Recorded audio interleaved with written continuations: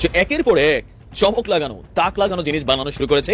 আন্তর্জাতিক মার্কেটে যে পরিমাণ চাহিদা তৈরি হয়েছে, তথ্যসূত্র বলছে পৃথিবীর প্রায় 50টি দেশ সবচেয়ে বেশি যে জিনিসটা কেনার জন্য আবেদন করে রেখেছে, আগামী 8-10 বছরেও এগুলো সাপ্লাই করতে কষ্ট হবে। সেই জিনিসটার নাম হচ্ছে, আমরা যখন গলা ধাক্কা দিয়ে ডক্টর ইউনূসকে বাংলাদেশের রাষ্ট্রীয় ক্ষমতা থেকে সরিয়ে দিয়ে নতুনভাবে নির্বাচন করে রাষ্ট্রীয় ক্ষমতা আসতে চাচ্ছি, তখন ইউনূসকে হাতছানি দিয়ে ডাকছে জাতিসংঘের মহাসচিব হওয়ার জন্য।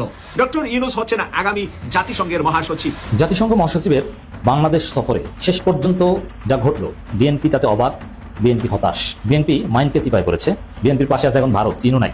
জেনারেল ইকবালের গোপন খবরের রহস্য দুর্দান্ত খেলে দিলেন জাতিসংঘ মহাসচিব। আগামীকাল রক্ষা পেল আখেরে সারা বাংলাদেশে আপনার অফিস দখল করে নেবো। আমি বলছি নিব, আজ হোক কাল হোক, আমি নিবই। আমি শুধু সিবিবির পুরানা পল্টন না, সারা দেশের সিবিবির অফিস আমি দখল করে নিব। আমি কয়ে দিলাম তো, আমি হঠাৎ কোনো কাজ করি না। আগাম ঘোষণা দিয়ে রাখলাম, হাড্ডি ঘুরে করে দেবো শালা ইন্ডিয়ান দালালের বাচ্চা। বাংলাদেশের ডিপ স্টেটের সাথে পিনাকিদা আর ইলিয়াস হোসেন সাহেবের ভালো সম্পর্ক, গভীর সম্পর্ক আছে। সরকার যাহা করিতে পারে না তাহা ওনাদের দিয়ে করায়, ওনাদের দিয়ে করায়। হাসিনার নোবেল পুরস্কারের মোহে দেশের সর্বনাশ। যে হাসিনা দুটা ঘটনা ঘটেছিল। প্রথম পর্যায়ে সেই শান্তি চুক্তি, পার্বত্য শান্তি চুক্তি, আর দ্বিতীয়টা ছিল হচ্ছে আপনার ফাহাদ হত্যার রায় কি হয়েছে? 20 জনের ফাঁসি হয়েছে, 5 জনের সম্মত যাবজ্জীবন হয়েছে। এখান থেকে বর্তমানে যারা রাজনীতিতে আছেন খুব বেপরোয়া আচরণ করতেছেন। Be careful. দর্শক, দেশ পড়বার দূরে কিংবা কাছে যারা এই মুহূর্তে দেখছেন, আশা করি সবাই ভালোই আছেন। এই মুহূর্তে পাওয়া খুবই গুরুত্বপূর্ণ একটি ভিডিও আপনারা দেখতে চলেছেন। টাইটেল, থাম্বনেল ও শিরোনাম দেখেই আপনারা বুঝতে পেরেছেন ভিডিওটি কত গুরুত্বপূর্ণ। দর্শক, দেশে খুবই চাঞ্চল্য ঘটনা ঘটতে চলেছে। এই বিষয়ে অবশ্যই আপনাদের খবর রাখা দরকার। যেহেতু আপনি ভিডিওটি ক্লিক করেছেন, সেহেতু আপনাকে ধন্যবাদ জানাই। আর আপনার কাছে একটা আবদার অবশ্যই রাখবো, ভিডিওর ব্যাপারে কমেন্ট করবেন, লাইক করবেন, আর চ্যানেলটিকে সাবস্ক্রাইব করবেন এবং এই ভিডিওটি বেশি বেশি শেয়ার দিবেন। ইউনূসকে বাংলাদেশের রাষ্ট্রীয় ক্ষমতা থেকে সরিয়ে দিয়ে নতুনভাবে নির্বাচন করে রাষ্ট্রীয় ক্ষমতা আসতে চাচ্ছি, তখন ইউনূসকে হাতছানি দিয়ে ডাকছে জাতিসংঘের মহাসচিব হওয়ার জন্য। ডক্টর ইউনূস হচ্ছেন আগামী জাতিসংঘের মহাসচিব। জাতিসংঘের মহাসচিব হবেন যে, এই বিষয়টা কিছুটা পরিষ্কার হয়েছে এবারের জাতিসংঘের মহাসচিবের বাংলাদেশের 4 দিনের সফরে। জাতিসংঘের মহাসচিব বাংলাদেশের মতন একটি ছোট্ট দেশের 4 দিনের সফরে আসেন, এই ইতিহাস খুব কমই আছে। কিন্তু তারপরেও এই মানুষটি 4 দিন বাংলাদেশে অতিবাহিত করে গিয়েছেন। ডক্টর ইউনূসের পাশে উনি যেভাবে দাঁড়িয়েছেন, যেভাবে তারা রোহিঙ্গা ক্যাম্পে রোজা রেখে ইফতার করেছেন, সেই জায়গা থেকে অনেক কিছু ইঙ্গিত করে দুজনের যৌথ বক্তব্যে অনেক কিছু দেখিয়ে দিচ্ছে।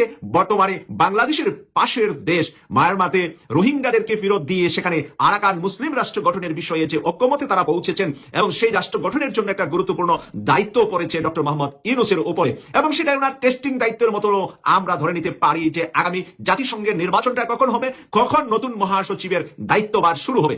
ডক্টর মোহাম্মদ ইউনূস কেন, কি কারণে বলছেন ডিসেম্বরে স্বল্পতম, যদি আওয়ামী লীগের বিচার ছোট করে শেষ করে ডিসেম্বরে নির্বাচন হয়, তাহলে যদি সকল রাজনৈতিক দল ঐক্যমতে আসে যে তাদের বিচার কার্যক্রম স্বল্প হবে, তাহলে ডিসেম্বরে নির্বাচন হবে।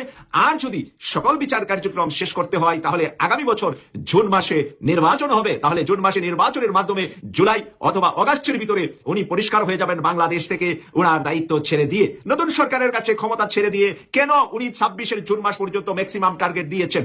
উনি বাংলাদেশকে চালাবেন 26-এর জুন মাস পর্যন্ত। এরপরে বাংলাদেশের মানুষ ওনার পায়ে ধরে বসে থাকলেও উনি বাংলাদেশের আর কোনো প্রধান উপদেষ্টা বা প্রধানমন্ত্রী অথবা রাষ্ট্রপতি কোনো দায়িত্বই উনি পালন করবেন না। কারণ 26 সালে শুরু হবে জাতিসংঘের নতুন মহাসচিবের নির্বাচন, আর 27 সালের শুরুতে প্রথম দিন থেকে 2027 সালের জাতিসংঘের নতুন মহাসচিবের দায়িত্ব পালনের কার্য দিবস শুরু। তাই প্রিয় দর্শক, সময় আছে 2 বছরের চাইতেও আরো প্রায় 2.5 মাস কম। আমরা ডক্টর মোহাম্মদ ইউনূসকে সর্বোচ্চ আর 21.5 মাস ফ্রি দেখতে পাবো। তারপরে উনি জাতিসংঘের মহাসচিবের দায়িত্ব পালন করবেন। সেই নিউজটা আজকে আভ্যন্তরীণ হলেও কেটিভি 24 এর পক্ষ থেকে আমি দীপ্ততার সাথে সত্য কোনো ইনফরমেশনের মাধ্যমেই আপনাদের সাথে শেয়ার করছি যে আগামী 26 সালে জাতিসংঘের মহাসচিবের বাছাই পর্ব এবং নির্বাচন পর্ব সম্পূর্ণ হবে, এবং 27 সালের প্রথম দিন থেকে জাতিসংঘের নতুন মহাসচিবের দায়িত্ব পালন শুরু হবে। আর নতুন মহাসচিবটা এই বিশ্বের বুকে সবচাইতে বেশি সম্মানিত ব্যক্তির তালিকায় বর্তমান সময়ে যদি পৃথিবীতে আর কোনো ব্যক্তি এত সুনামের সাথে যেতে পেরেছেন কিনা সেটারও নজির খুব কম আছে, যাকে প্রায় বিশ্বের 200টা বিশ্ববিদ্যালয় থেকে ডক্টরেট সম্মানজনক ডিগ্রি দিয়েছেন। বিশ্বের 200টা শিক্ষা প্রতিষ্ঠান, এর মাঝে ভারতের প্রায় 8-10টা বিশ্ববিদ্যালয় থেকে উনাকে কিন্তু ইতিমধ্যে ডক্টরেট ডিগ্রি দেওয়া হয়েছে। আমেরিকার ম্যাক্সিমাম, ইউকের ম্যাক্সিমাম এবং পশ্চিমা বিশ্বের বিভিন্ন দেশের ম্যাক্সিমাম এবং সাউথ আমেরিকা সহ আগামী কয়েকদিনের ভিতরে উনি চায়না যাচ্ছেন। চায়নাতে উনাকে একটি বিশ্ববিদ্যালয় ডক্টরেট ডিগ্রিও প্রদান করবেন।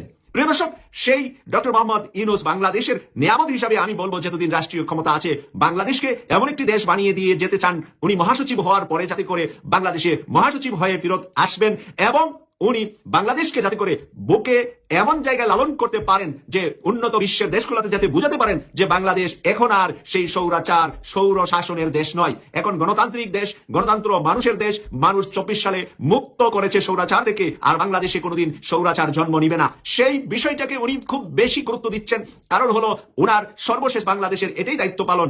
এরপরে আমরা আশা করেছিলাম যে কোনো একটি রাজনৈতিক দল উনাকে রাষ্ট্রপতি করবে কিনা, বা রাষ্ট্রপতি করলে আমরা সমর্থন করব, সোশ্যাল অ্যাক্টিভিটিস আমরা যারা আছি তারা ওনাকে যেন রাষ্ট্রপতি করা হয় সেই জন্য প্রয়োজনে আন্দোলন করব, প্রয়োজনে আমরা আবারও সোশ্যাল মিডিয়ায় ডিবেটেশনের ব্যবস্থা করব, ডিবেট করব, আমরা বিভিন্ন আলোচনা করব যে ডক্টর মোহাম্মদ ইউনূসকে যেন পরবর্তীতে যারাই সরকার গঠন করে তারা যেন রাষ্ট্রপতি করে বিশ্বের দরবারে বাংলাদেশকে উঠানোর জন্য চেষ্টা করা হয় এবং বাংলাদেশের মাথার তাজ হিসাবে উনি থাকবে। কিন্তু আজকে যখন নিউজটা আমি কনফার্ম হলাম যে জাতিসংঘের মহাসচিব হিসাবে ওনার নামটা বর্তমান সময়ে যেই 15টি দেশ ভোটিং এর মাধ্যমে জাতিসংঘের মহাসচিব হন, তারই মাঝে ম্যাক্সিমাম দেশই ডক্টর মোহাম্মদ ইউনূসের পাশে আছেন বলে আমার কাছে তথ্য এসেছে।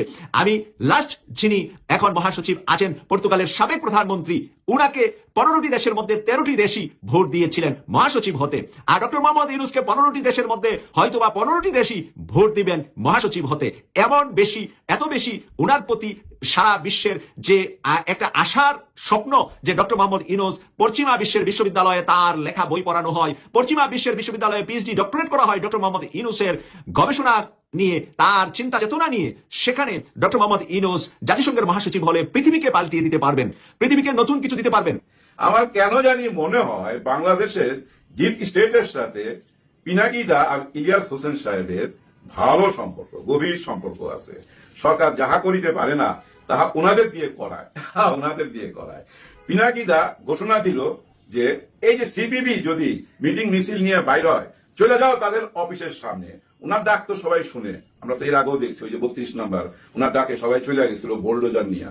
এখন এইখানেও ডাক দিল যে সিপিবির অফিসের সামনে যাও, এবং এমনও কথা বললো যে ওইখানে যে দোকানপাট আছে এদের দোকানপাট বন্ধ থাকলে এদের ক্ষতি হবে, সেই ক্ষতির পূরণও আমরা দিব, কিন্তু ওদেরকে বের হইতে দেওয়া যাবে না। মোট কথা ওনার ভাষায় জয় বাংলা কইরা দাও, কিন্তু শান্তিপ্রিয় ভাবে। ওই আগের মতো ওরকম কিছু বলে নাই যে বুলডোজার নিয়ে যাও, ভাঙ্গা ফালাও, ওইটা না। মোট কথা ঠেকাইয়া দাও, ওরা যেন রাস্তায় বাইরে না পারে। এদিকে কি করলো জানেন, পুরো আর্মি পুলিশ সব যায় সিপিবির অফিস ঘেরাও করে ফেলাইল। হ্যাঁ, কারণ ওদেরকে তো সেভ করতে হবে। কেউ এসে ওদের উপরে জুলুম করবে, মারধর করবে বা ওদের অফিস ভাঙবে, এটা কি হইতে দিতে পারে সরকার? হইতে দিতে পারে না। পুরো আর্মি পুলিশ ওখানে চলে আসলো এবং সিপিবির আমি দেখলাম বলছিলাম বোধ হয় 8 থেকে 9 জন হবে, আরো কিছু সামনে দাঁড়ায় ছিল সহখানিক। ওনারা ওনাদের বক্তব্য রাখলো, 7টা দাবি রাখলো, কিছু কথা বললো। ওই যে প্রিন্স সাহেব, ওনাকে আমি ভালো করে চিনি, ওনাকে আমি বছরের পর বছর দেখি টক শোতে। হ্যাঁ, আওয়ামী লীগের আমলে পুরা উনি টক শো চালায় গেছেন। গত 7 মাসে ওনাকে দেখছি, খুব ভালো বক্তব্য রাখে, কিন্তু দেশের কি উপকারে আসে এইসব বক্তব্যে আমি জানি না। তারপরে যাই হোক, ওনারা দেশে মেহমান আসবে, মহাসচিব আসবে জাতিসংঘের, ওই টাইমে ওনারা কর্মসূচি দিলেন। সরকার তো ঠেকাইতে পারলো না, কিন্তু ওই যে একটু আগে বললাম না, ওনাদেরকে দিয়ে থামায় দিল খুব কায়দা কইরা। পিনাকি দা এই টাইমে যখন বললো সিপিবির অফিসের সামনে সবাইকে যাইতে, আমি তো অবাক হয়েছি যে এই টাইমে উনি এরকম একটা ঘোষণা দিল, দেশে একটা গুরুত্বপূর্ণ মেহমান, এখানে যদি কোনো কেওয়াজ হয়, কিন্তু আসলে কিন্তু ওইখানে কোনো কেওয়াজ হয় নাই, তেমন কেউ যায়ও নাই। ওনার ওই যে একটা হুমকি দিছে না, ওই হুমকিতেই কাজ হয়ে গেছে। ওনারা বুঝছেন সবকিছু ক্যান্সেল করছে। ওনারা যে মিছিল করবে, মিটিং করবে, ওইখান থেকে বাইরে ওই কোথায় জানি যাওয়ার কথা ছিল, শহীদ মিনারের দিকে না কোথায় জানি, ওনারা আর যায় নাই। ওনারা সবকিছু থেকে ইস্তফা দিয়া বাসায় চলে গেছে। ওই যে 5-10 মিনিট ভাষণ দিয়া চারিদিকে পুলিশ পাহারায়। এখন মজার ব্যাপারটা কি জানেন, পিনাকিদার একটা বক্তব্য, মানে জাস্ট একটা থ্রেট, একটা হুমকিতেই ওনারা পিছায়া গেল। চিন্তা করা যায়, কারণ ওনারা যদি কইতো না আমরা কিছু মানি না, আমরা বাইর হবো, তাই না বুঝতাম যে না ঠিকই আছে একটা দল। আসলে এইসব দলগুলা না কি কাজ আমি নিজেও জানি না, তবে আমার মনে হয় একটা কাজে লাগে। ওনারা অনেকগুলা দল আছে বাংলাদেশের, এই দলগুলা কেমন কাজে লাগে, যেমন ওই আগে আমরা শুনতাম না আওয়ামী লীগ যখন বলতো যে আমাদের সঙ্গে 14 দল আছে, 18 দল আছে। এরকম 14 দল 18 দল থাকলে আমরা দেশের মানুষরা বুঝতেছি যে এইসব দলে 10 জন মানুষও নাই, কিন্তু বিদেশ থেকে কি বুঝতেছে যারা বিদেশি ইংরেজি পত্রিকা যারা পড়তেছে যে বাপ রে বাপ 18টা দল আওয়ামী লীগের সাথে, ওরা তো আর এই খবর জানে না যে ওনারা শুধু কয়েকজন মানুষ টকশো করে বেড়ায়, এইভাবে ওনারা দল চালায়, এইটা তো আর বুঝে না। ওনারা বুঝতেছে যে না না, বাপরে বাপ, এদের সঙ্গে 18টা দল আছে, 14টা দল আছে। এইটা একটা বিরাট উপকারে লাগে তখন বিদেশিদের বুঝাইবার জন্য। কিন্তু আমাদের দেশের লোক আমরা বুঝি না। পিনাকিদার এক ধমকেই দেখেন সব ভন্ডুল হয়ে গেল। সব ভন্ডুল, কেমন দল এবার বুঝা নিয়েন। আর ওই যে বললাম আমার মনের চিন্তা, এটা আমার ব্যক্তিগত চিন্তা, বাংলাদেশ সরকারের সাথে ওনাদের খুব ভালো যোগাযোগ আছে, ওনাদের দিয়ে অনেক কাজ করায় নিতেছে, আমরা কিন্তু টের পাচ্ছি। কিন্তু এবং বাংলার জনগণ যদি আপনি ব্যক্তিগত ভাবে যারা জিজ্ঞেস করেন, মুখামুখি সামনাসামনি, সবাই কিন্তু খুশি পিনাকিদার উপরে, ইলিয়াস হোসেনের উপরে, এবং বর্তমান সরকারের পক্ষে। কিন্তু আম পাবলিক, যারা আমরা আম পাবলিক আছে, এই আম পাবলিক কিন্তু সরকারের পক্ষে। সত্যি আমি বলতেছি, অনেকে জরিপ চালায় ওনাদের নিজস্ব আইডিতে। আরে ভাই, আপনাদের ওইসব জরিপ তো আপনাদের লোক, আপনাদেরকে যারা ফলো করতেছে তারাই ভোট দিতেছে। আবার কারো কারো জানেন 10টা 15টা ফেক আইডি আছে, 15 জন যায় হ্যাঁ হ্যাঁ লিখতেছে, হ্যাঁ আমরা এর পক্ষে এর পক্ষে। ওগুলা গণনা করা যাবে না, অরিজিনাল রাস্তায় নামেন। ওই যে কনক সালোয়ার স্যার যখন আগে রাস্তায় নামতো না, পাবলিককে জিজ্ঞাসা করতো না, হ্যাঁ না ভোট নিত না, এরকম সব চ্যানেল হ্যাঁ না ভোট নেন সারা বাংলাদেশে, আর মানুষকে দেখান মানুষ কি চায়, জনগণ কি চায়। ওই যে সবাই বক্তব্য দিতে গিয়া মঞ্চে দাঁড়ায়া জনগণের কথা বলে, যে জনগণ এটা চায় না, ওগুলো জনগণের কথা না, ওগুলো দলের কথা। জনগণের কথা জানতে চাইলে আপনারা সব চ্যানেল সারা বাংলাদেশে নাইমা যান, 1 মাস জরিপ চালান, হ্যাঁ না ভোট নেন, সরকারের পক্ষে না বিপক্ষে জিজ্ঞাসা করেন। আর এইসব চ্যানেলের জরিপ থেকে যে ফলাফলটা আসবে সেটাই হলো সত্যি, বাকি সব নকল। জাতিসংঘ মহাসচিবের বাংলাদেশ সফরে শেষ পর্যন্ত যা ঘটল, বিএনপি তাতে অবাক, বিএনপি হতাশ, বিএনপি কিং কর্তব্য বিমূল, বিএনপি মাইন্ডকে চিপায় পড়েছে। দর্শক, বিএনপি জাতিসংঘ মহাসচিবের সাথে বৈঠক করেছে, বিএনপি আলাদাভাবে নয়, রাজনৈতিক দল সংস্কার কমিশন, ঐকমত্য কমিশন সবার সাথে একসাথে, বরং তার চাইতে বেশি গুরুত্ব পেয়েছে লিডারশিপ, তারা আলাদাভাবে বৈঠক করতে পেরেছে জাতিসংঘ মহাসচিবের সাথে। তো দর্শক, জাতিসংঘ মহাসচিবের সাথে যে ঘটনাগুলো ঘটেছে শেষ পর্যন্ত, তার বিদায় নেওয়া পর্যন্ত, এবং বৈঠকের যে এজেন্ডা বা বৈঠকে যে আলোচিত হয়েছে, বিএনপি মারাত্মকভাবে হতাশ। মির্জা ফখরুল ইসলাম আলমগীর রাগ হয়ে প্রশ্ন করছেন যে জাতিসংঘ মহাসচিবের সাথে বৈঠক কেন, আমি বুঝি না। তাহলে আপনি বুঝেন এই একটা সেন্টেন্সের মাধ্যমে, জাতিসংঘ মহাসচিবের সাথে রাজনৈতিক দলগুলোর বৈঠক কেন, বুঝি না। এর মানে বিএনপির পাশে এখন কেউ নাই। এদেশের জনগণ তো চাঁদাবাজির কারণে মুখ ফিরিয়ে নিয়েছে, যুক্তরাষ্ট্র নাই, যুক্তরাজ্য নাই, ইউরোপীয় ইউনিয়ন নাই, জাতিসংঘ নাই, বিএনপির পাশে আছে এখন ভারত, চীনও নাই। জাতিসংঘ মহাসচিবের এই সফরে যেরকম বিএনপি চরমভাবে বিরক্ত, বৈঠক কেন বুঝতে পারছেন না, বডি ল্যাঙ্গুয়েজ দেখলে বোঝা যায় খুব হতাশ। চীন সফরটা হোক না, তাহলে বুঝবেন যে চাঁদাবাজির রাজনীতির ফলাফল কি, সারা পৃথিবীতে একলা হয়ে যাবে। আমি বলছি, অনেকে বিশ্বাস করছে না, ভাই বিএনপি তো অনেক বড় দল, ওরে কত বড় দল, কি মাইন্ডকে চিপেটা করেছে, দেখেন সামনে কি হয়, চিকেন হয়ে যাবে। একটা লেখা আপনাদেরকে ছোট বিশ্লেষণ শোনাবো, তাহলে বুঝবেন যে কত বড় অঘটন ঘটেছে এবং বিএনপি কেন অবাক, কতটা কিং কর্তব্য বিমূল। একবারও বিএনপির দ্রুত নির্বাচনের কোনো বিষয় জাতিসংঘের পক্ষ থেকে প্রোনাউন্সড হয়নি। এর মানে তাদের যে এই শর্ট প্যাকেজে দ্রুত, ডক্টর ইউনূস এখন প্যাকেজ বিক্রি করছেন, ভাই শর্ট প্যাকেজ চান তাহলে ডিসেম্বরে আসেন, বড় প্যাকেজ চান তাহলে জুনে আসেন, তাও আবার কন্ডিশন আছে, ঐক্যমত হতে হবে। এখন ঐক্যমত না হলে তো ডক্টর ইউনূসের কিছু করার নেই। সাপোজ আমরা নির্বাচন চাই না ডিসেম্বরে, বিচার আগে সংস্কার আগে নির্বাচন আমরা হতেই দিব না, এনসিপি হতেই দিবে না, মানবই না, স্থানীয় সরকার নির্বাচন আগে জাতীয় নির্বাচন আমরা মানবই না, তফসিলের বিরুদ্ধে আমরা আন্দোলন করবো, হরতাল দিব, অবরোধ দিব।